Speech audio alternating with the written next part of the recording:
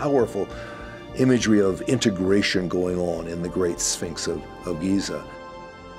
The Great Sphinx has been hiding something for thousands of years. In 1987, a Japanese team scanned beneath it and found hollow spaces. They detected a cavity near the right paw, exactly where a mystic predicted a secret chamber in the 1930s. But nobody was allowed to dig. Then, in 2025, new technology revealed what's really down there. Not just one room, but an entire underground network stretching beneath all three pyramids. If this is real, then someone built a massive underground complex before the Ice Age ended. Now, the question nobody wants to answer is, who had that technology and what were they hiding? The Great Sphinx of Giza sits on the edge of the desert like it's been waiting for something. With the body of a lion and the face of a man carved directly from the bedrock, it stretches about 240 feet long and rises 66 feet high. For over 4,500 years, it has watched silently from the west bank of the Nile. Most experts say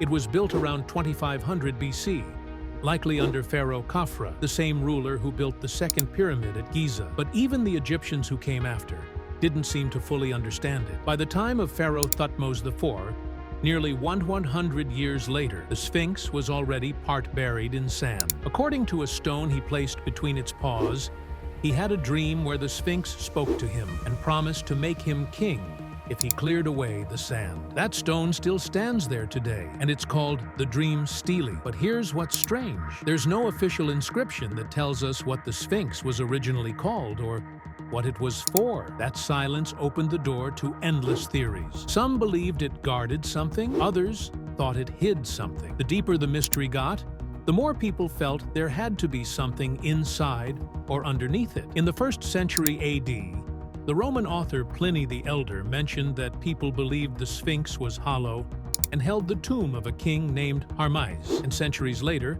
during the Islamic Golden Age, stories began to spread of hidden tunnels and underground passages beneath the Sphinx and the pyramids beside it. These stories stuck. By the 1800s, European explorers were arriving in Egypt, and they were just as fascinated. In 1817, an Italian explorer named Giovanni Caviglia led one of the first major excavations. He cleared out tons of sand and reported finding tunnels near the base of the Sphinx that led into the plateau. He believed it wasn't just a statue. He believed it was connected to something much larger underground. In 1837, a British explorer named Howard Vyse wrote about the same thing. He talked about a vast system of passages linking the Sphinx with the pyramids. His notes described it like a buried labyrinth, though nothing was ever officially confirmed. Still, the idea that the Sphinx wasn't alone, that it was just the tip of a hidden iceberg, refused to die. This is where the story starts to drift into something even stranger. In the early 20th century, an American mystic named Edgar Cayce claimed that survivors from Atlantis, a mythical lost civilization, buried their knowledge in a secret chamber near the Sphinx. He said it happened around 10,500 BC. Long before the time of the pharaohs. Cayce called this chamber the Hall of Records.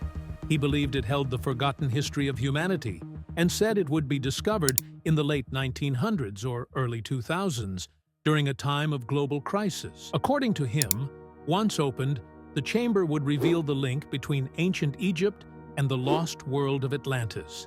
His claims were dismissed by mainstream scholars, but he wasn't the only one fascinated by the idea. In the 1920s and 30s, occult researchers like H. Spencer Lewis published maps and diagrams that claimed to show tunnels, hidden doors, and chambers beneath the Sphinx. These weren't based on archaeology.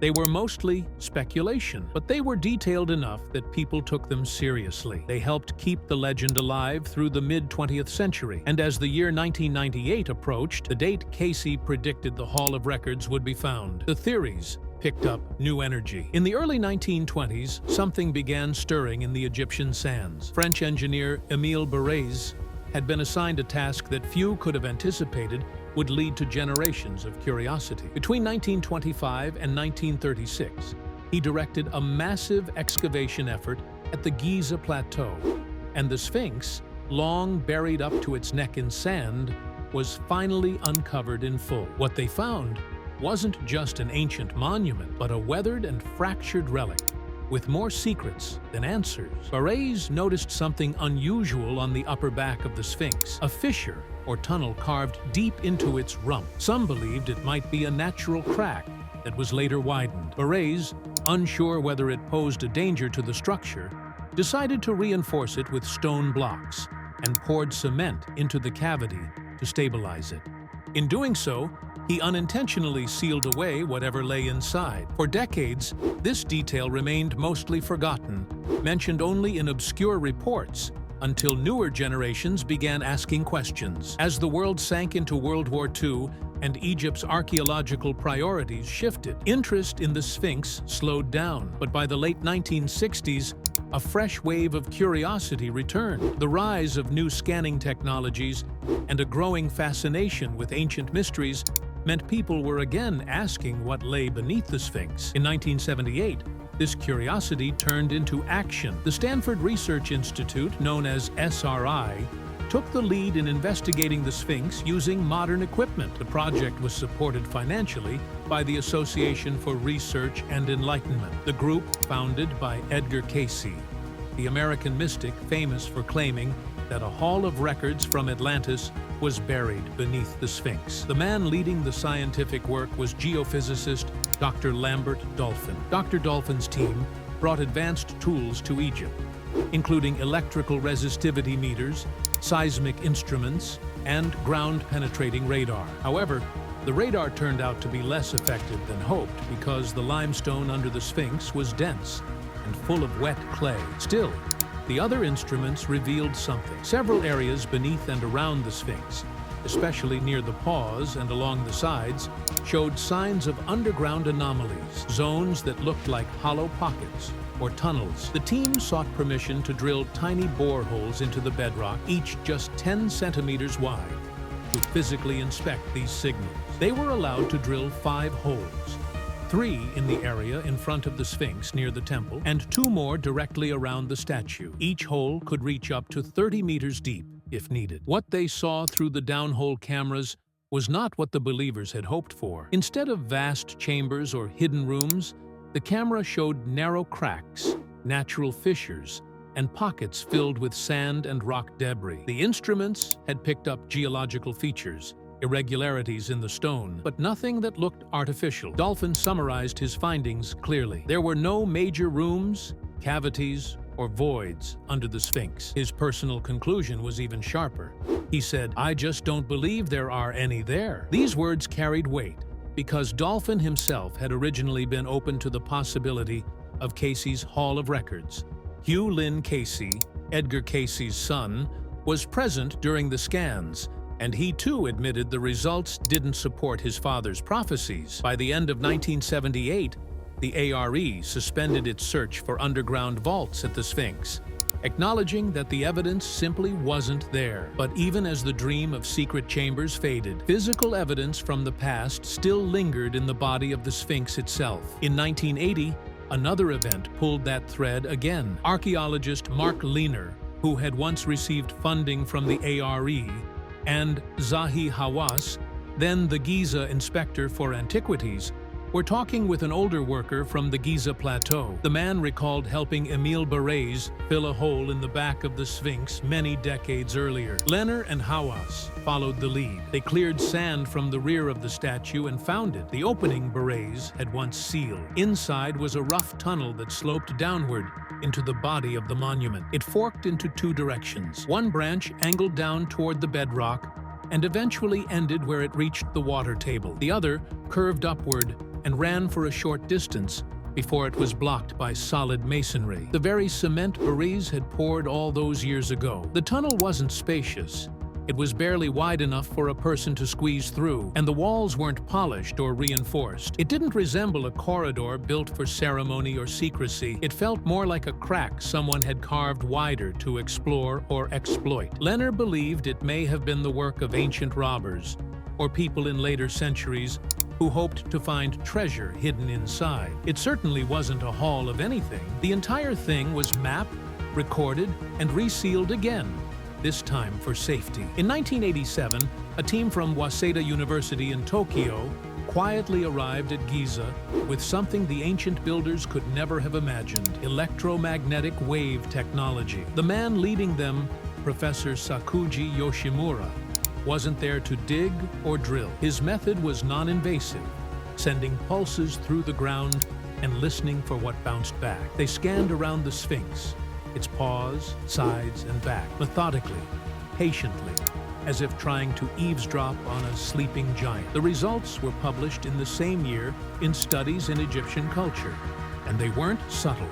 Around the Sphinx's body, especially on the south and north sides, they detected something that shouldn't have been there: a 2-meter-wide groove under the torso, stretching beneath the Sphinx. It looked like a tunnel or a cavity, running where there should have been solid bedrock. The report even stated directly, "Under the Sphinx, therefore, there may be a tunnel." Then came the pause. These weren't just the symbolic feet of a statue. They were possibly hiding a secret. The team detected hollow readings between them. If you stood between the front paws of the Sphinx in 1987, you'd be right on top of something that wasn't stone. Edgar Cayce had long claimed there was a hall of records buried there, beneath the right paw. This new data didn't prove him right, but it made his theory harder to laugh off. And near the right elbow, specifically the front foreleg, things got even stranger. They found a rectangular cavity, 1 meter by 1.5 meters in width and around 7 meters deep. The shape was unusual, but what stood out was the material it seemed to contain. Their readings suggested it wasn't just air. It might be something denser,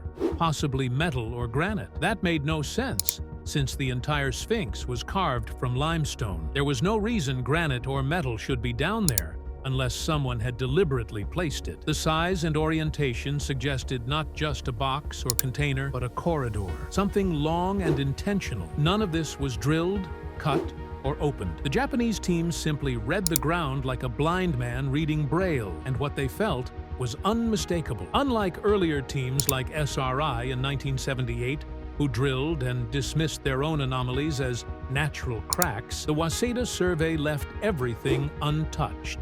But their findings made it hard to ignore the idea that beneath the Sphinx was something more than just stone and sand. Just a few years later, in 1991, the attention shifted again. This time it was an American geologist, Dr. Robert Schoch from Boston University, and a writer, John Anthony West. Their claim wasn't about hidden rooms, it was about time. They believed the Sphinx wasn't just a statue from 2500 BC, but might be far older, as ancient as 10,500 BC. They said the deep water erosion on its flanks didn't match the timeline of the pharaohs, but proving it required looking beneath the surface again. So, Schoch teamed up with geophysicist Thomas Dobecki and carried out seismic testing.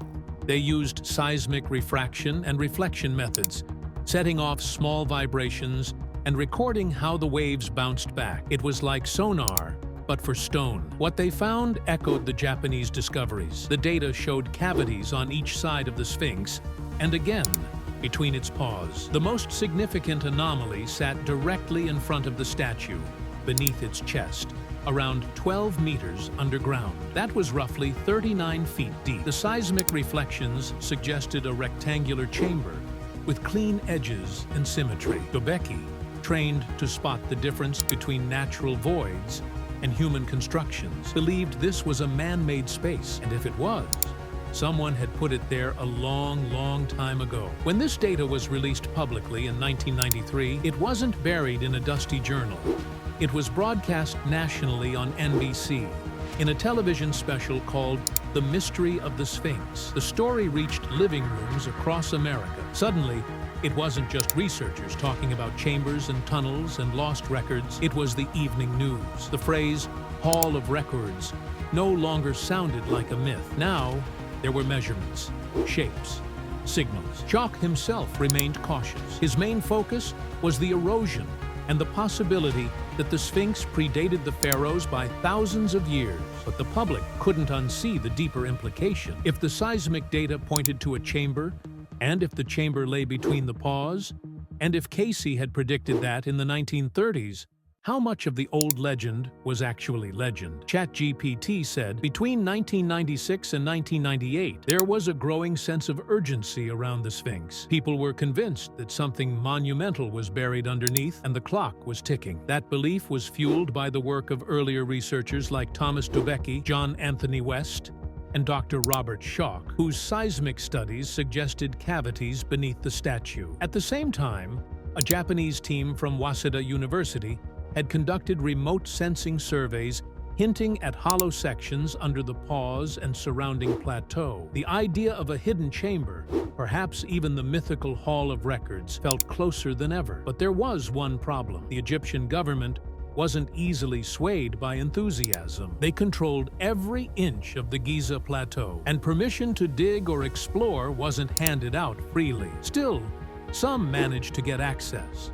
A private expedition led by Joseph Shore, a seismologist and member of the Association for Research and Enlightenment, the organization founded by Edgar Cayce, was granted limited approval. In the late 1990s, Shore's team was allowed to use ground-penetrating radar around the base of the Sphinx. Their results were vague. They found some anomalies, areas where the subsurface didn't match the surrounding density, but nothing definitive was made public. Whispers circulated about a chamber near the pause, maybe even a sealed door, but the official line stayed firm. There was nothing there worth reporting. Even when pressed, Egyptian authorities downplayed everything. No confirmations, no surprises, just another layer of mystery. Meanwhile, Cayce's followers believed the year 2000 was the deadline. According to his readings, the Hall of Records, containing records of Atlantis, human origins, and lost technologies, would be discovered before the turn of the millennium. As 1999 approached, tension rose, and then something was found. Not under the Sphinx, but nearby. Zahi Hawass, Egypt's high-profile archaeologist, announced a new discovery: a vertical shaft beneath the causeway that connects the Sphinx to the Great Pyramid. This shaft led to multiple levels submerged in groundwater. Excavation crews pumped the water out, and for the first time, the world saw what was inside: giant stone sarcophagi, ceremonial artifacts, carvings from Egypt's late period, placing them somewhere between 664 and 332 BC. Hawass called it the Tomb of Osiris. The cameras rolled as the chamber was drained. It was dramatic. But it wasn't what the Cayce believers had hoped for. There was no Atlantean script, no crystal energy sources, no ancient blueprints from a forgotten civilization, just a symbolic tomb, likely part of a funerary tradition rather than an archive of lost history. Hawass himself made the disappointment clear. No mystery has been found. We have found artifacts.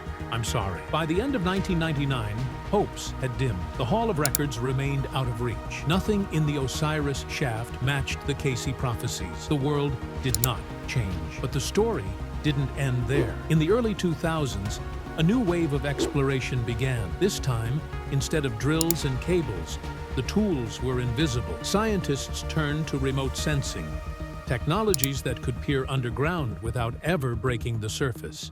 The Giza Plateau became a test bed for devices that measured gravity, radar, magnetism, and even cosmic particles. Digging had failed. Scanning became the future. One breakthrough came from an unlikely source: space. Using satellites equipped with synthetic aperture radar, SAR, researchers began scanning Giza from above. SAR works by bouncing radar waves off the ground and then reconstructing detailed images of what lies beneath. Unlike normal radar, it can sometimes see through sand, stone, and even walls, depending on frequency and conditions.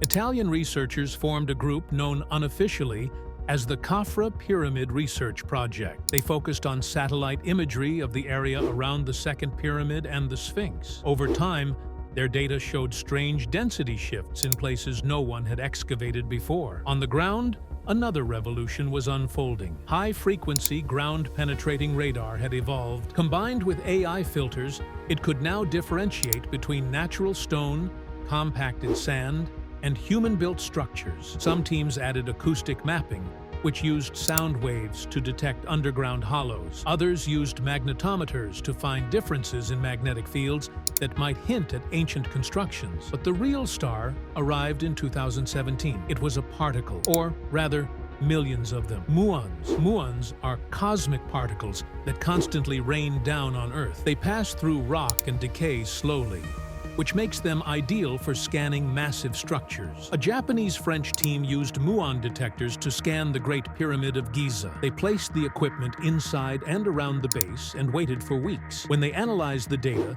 they found something that no one expected: a previously unknown void, at least 30 meters long, hidden above the Grand Gallery. It had never been accessed, never documented. No tunnel led to it, but it was there, buried inside one of the most studied structures in history. The discovery shocked archaeologists. It proved that even in a monument like the Great Pyramid, secrets could still hide in plain sight. It also validated muon imaging as a powerful tool for exploration. If such a chamber existed inside the pyramid, could similar voids be hiding under the Sphinx? Throughout the 2010s, various groups quietly ran scans around the Sphinx. The data wasn't always made public, but bits leaked out. Anomalies showed up again, just like in the 1990s. This time, they appeared more defined. Some readings suggested rectangular zones with different densities than the surrounding bedrock. Others hinted at layers or steps underground, far deeper than previously assumed. When combined with older surveys, the patterns began to overlap. Places where Japanese teams had detected cavities now aligned with radar anomalies from modern teams. It was no longer just about theories. The instruments agreed something was there. In the cold silence of January 2025, something surfaced that no one saw coming. It didn't make headlines the way royal weddings or political scandals do. It started quietly in Greensboro, North Carolina, at a gathering called the Cosmic Summit, the kind of place where researchers, who are often brushed off as fringe thinkers, come together to compare notes. But this time, they didn't bring just theories. They brought data, real, hard, multi-layered data. Dr. Filippo Biondi from the University of Strathclyde stood up first. He wasn't alone. With him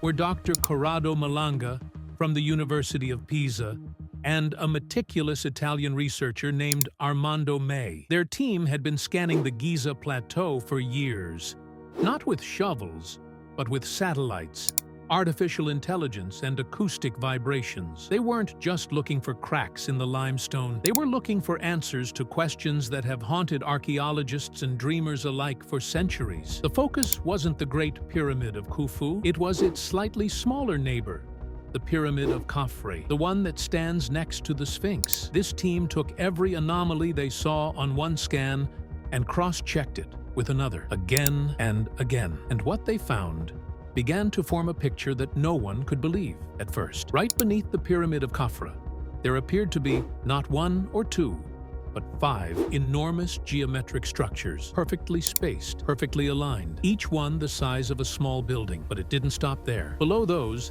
8 vertical shafts dropped straight down, cylindrical, symmetrical, and surrounded by what looked like spirals, ramps, or staircases. They went down to 648 meters.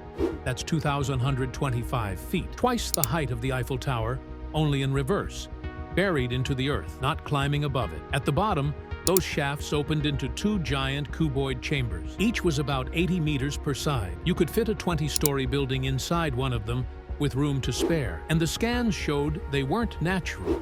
These weren't caves.